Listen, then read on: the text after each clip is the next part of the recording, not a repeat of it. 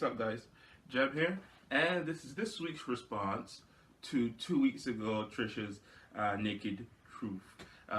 She had on the guy from Between the Sheets, Josh McCouga, and the topic of this week was about let's talk about sex. And they started at where I thought they would have started anyway, which is why it's so difficult to talk about sex. And while I do agree with Josh when he says that it's about taboos, I don't think he quite hit it right on the head, and they really didn't elaborate on it for much. So I'll give my, at least, my naked opinion on it. For the sake of, he says at some point that it is because people just do not, companies and such do not like that sort of stuff being out there because it's not advertiser friendly. That isn't it.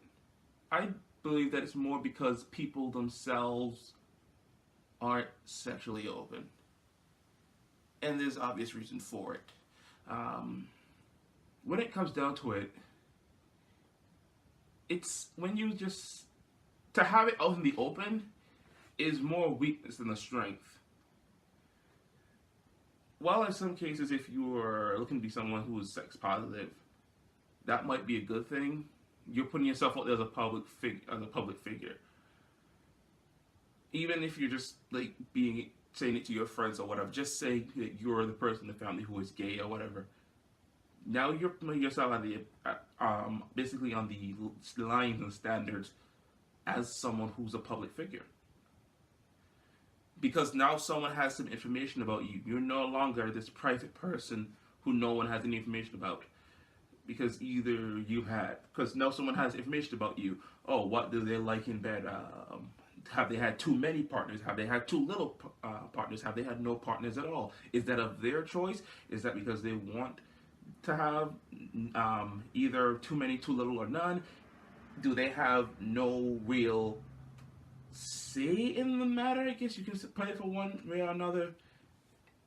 Is it because they're turned on by something weird? Is it because they have something mental, not a mental deficiency, just something mental that they just don't want to do, or they don't want to do it little, or they want to do it all the time? There's so many things in there that count each other and like go off each other, that answering one just leads to a web of questions now that can, and people just, not can be, but some people just ask either you or themselves or other people, which is even worse because of the gossip, of why and how you are and who you are based on just some bit of sexual information someone has about you. I can give an easy example from my childhood because unlike Trisha and I forgot his name already, darn it, Josh McCouga, unlike Trisha and Josh McCouga, I don't have a lot of sex stories. There you go with that. From my childhood, I remember when I was small, I think around 9, 10, where the guys in the class were talking about what girls and what women were hot. And a lot of them would talk about women and girls from TV, either the local TV station, or from the more popular TV stations, the more popular American TV stations that came over. And a lot of them would talk about the women and the girls they found attractive. And I'm sitting here because there was, well, with a few exceptions, there was one woman who I found, at least in my head back then, and I think even still now, that I find most attractive, and I would actually have a pop figure of her right here. I always loved them. I don't know why. Well, I know why. Smart, glasses, skirt, knee-high socks. Some of the things I find most attractive. I think the only thing that would make a possible knockout for me for Velma was freckles and natural freckles and red hair. And again, not only was she something that was way off, not only was she glasses, because again, when I was younger, while in America it was still glasses was being accepted, outside of America wasn't well, at least where I live, wasn't quite as accepted yet. So glasses was still a sign of weakness and a sign of nerd. So many of the girls and women that the other guys were talking about didn't wear glasses. Many of them it wasn't just based on smarts or intelligence, which was sort of a thing for me. And again, remember Velma is a lot, I guess you can say, thicker than Daphne, so that's another thing. She's not as proportioned as the rest of the other woman on the show. So is it a thing with, oh, they like this women skinnier, I don't? If you see, it's this whole thing now where I find attractive is just so far off from everybody else's. And I'm just here thinking, is it me? Well, no, I can't say anything because that's a sign of weakness. Because everyone else likes this thing, and I'm over here. And that's part of this. That's part of it. That's most of it. Why sex is still a taboo thing. The reason why sex is not talked about as much is because it's still seen as that sign of weakness. Like some people can say, oh, they like a certain kind of porn. This just leads to a whole lot of thing. When I think of this now, the first thing that comes to my mind is, here's some weird crossover now.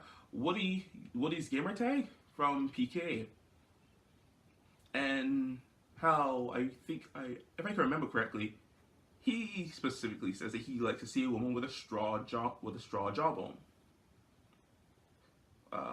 I think someone classified it as a type T woman, a woman with a bit more testosterone. But again, he's a public figure, and I've seen him take a bit of flack from it. Not like people like saying "ha ha" that, but people going out of their way to be like, "ha, he just likes manly women." Some extent true, but those people just going way off with it and just like making far too much things about it, far too much qualms about it. And that's, again, the only example I can think of right off my head, top of my head right now. Because it's a tangent again. So it's still seen as this weakness because it's like, I have this thing and I can hold it over you now. Because this is some information you don't have about me and I have this information about you. And this says something about you as a person. Because again, people could say to the opposite as much as they like, but sex is still one of the most powerful driving factors in being human, in us humans. I would personally say it's still the strongest. Because it corresponds off of everything else. Everything else plays a factor off of it. Hey, do you want to be a guy because a show of more testosterone, a show of more strength, a show of more skill. Why? So he can have sex later on down the line, or have sex now, I guess is what they're putting it. Do you want to be more feminine? Do you want to show signs of being more fertile, more feminine? Why? Sex. It is the most powerful driving factor in our society. But because it's still so taboo, people just close back. Like the reason I personally close back from talking about it, and I am, because of how relatively small I am, I have no problem saying this, and if I ever do get big in the future, doubt it, because that's how stupid and unskilled I am. But worst case scenario, delete this video. The reason I honestly don't see myself like getting what I want in my head, my sexual reality is very little sex. Very little, even compared to Trisha and Josh's stories, where they're like, oh, they had all this sex when they were young, and they tapered off when they had to work on their careers, and now they're married. And my biggest fear is that all the sex I'm supposed to be having when I'm young, I'm not getting. So I'm the antisocial nerd who's not getting the stuff early. So it's like, okay, he's gonna get it on the back end when he's rich or when he's worked himself out. I don't think I'm that smart or successful to get it. So it's like nerdy enough to not get all the sex, but not smart enough to get it later on.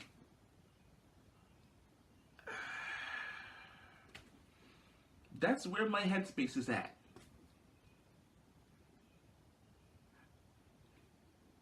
I know it's not good for my mental or social thing because I'm holding myself back. It's like, well, can't show who I really am to these people because can't do that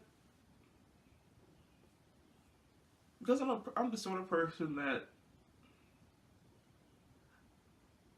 sex is just supposed to be a thing. I guess it's not. That's a bad way of putting it. I don't know. It just seems like it's supposed to be a thing I'm supposed to be experiencing, and then I settle down, and it starts to taper off, and I can finally. No, never happened. Never happened. My mind still whirls a 1,000 miles a minute. And while most of it is my inane arguing back and forth with myself, a lot of it is still that sexual tension that never really gets quite out. And that's my weakness. And if someone around my personal life or something like that, just if someone in my class had that information, great. Now tell it over my head. That's it. It's still taboo to way too many people. And why? Because now it gives someone else strength. And now it's like, hey, look, I am more than this person. I am more calm. I'm more collected. I am stronger than this person who I have information over. And because I have information over, I can stop them down. And because I can stop them down, I appear to be stronger. I appear to have more testosterone. Lay me. That's it. That's as far, at least as I can see too much to be going.